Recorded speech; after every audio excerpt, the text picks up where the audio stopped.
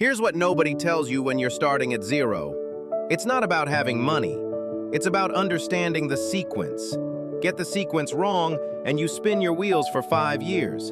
Get it right, and you could own your first rental property inside of 18 months, even if your bank account right now says otherwise. By the end of this, you're going to know exactly what phase you're in, what your next move is, and what a realistic portfolio looks like at year 1, year 3, and year 5. We're covering how to build the financial foundation, how to find your first deal with little to no money down, how to scale from 1 door to 5 without burning out, and the honest numbers most people are too scared to say out loud. Let's get into it. Phase 1 is what I call the zero to foundation phase, and it runs from month 1 to month 6. This is where most people quit because it feels like nothing is happening. But this is actually the most important period of the entire journey. Here's what you're doing in this phase. You are getting your financial house in order, not perfect, in order. That means pulling your credit score right now. Go to annualcreditreport.com. It's free. You need to know where you stand. If your score is below 620, you are not getting a conventional mortgage without paying points that will kill your cash flow. The target is 680 minimum. 720 is where the real rates live. While you're working on credit, you're also building what I call your war chest. This is your down payment fund. Now, I know you said $0, and I believe you. But here's the thing. Zero doesn't mean you can never have anything. It means right now, in this moment, the money isn't there yet. So let's talk about what you actually need. For a house hack using an FHA loan, which is the move for most people starting out, you need 3.5% down. On a $250,000 duplex, that's $8,750. That's it. Plus closing costs, budget another $5,000 to $7,000.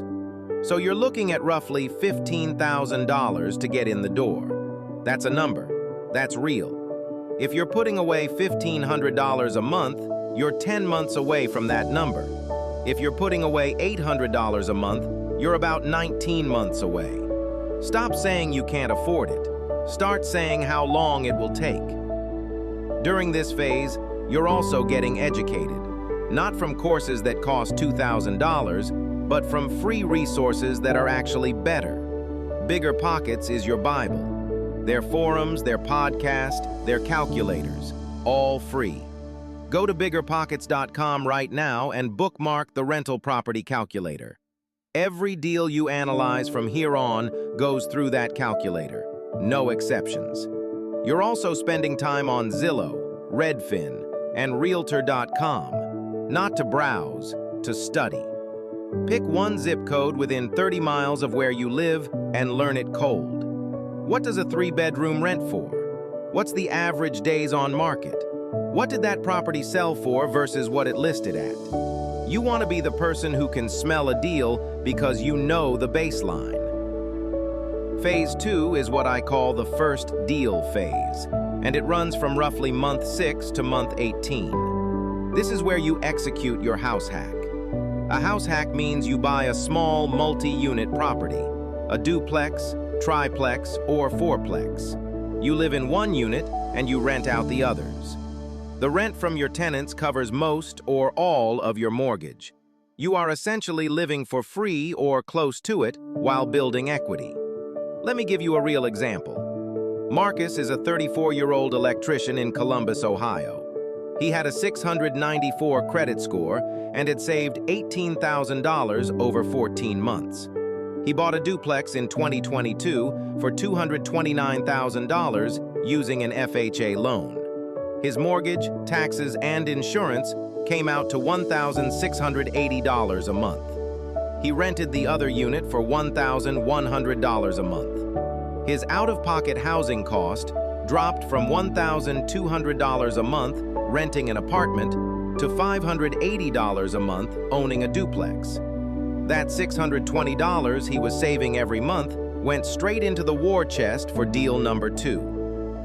Now, when you're analyzing deals in this phase, you want to know 3 numbers before anything else.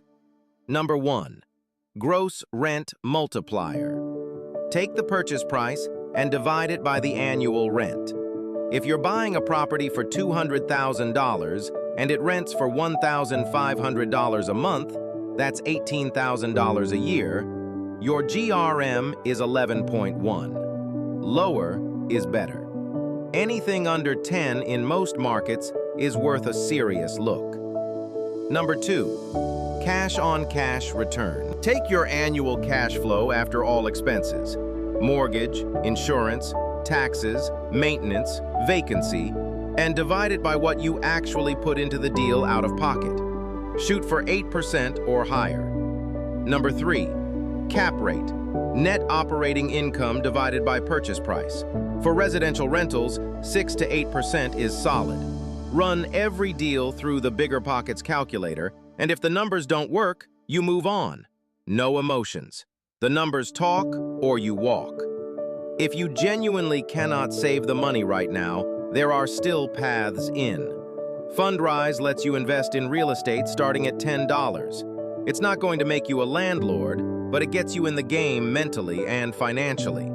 Roofstock is a platform where you can buy tenant-occupied single-family rentals, some with as little as 20% down, and the tenant is already in place paying rent on day one.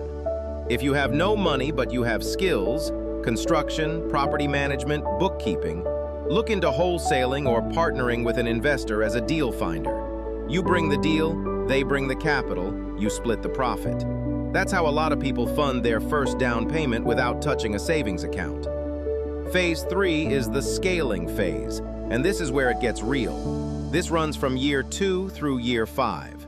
Once you've lived in your house hack for 12 months, which is required by FHA, you can move out, rent that unit too, and buy another property with a new owner-occupied loan.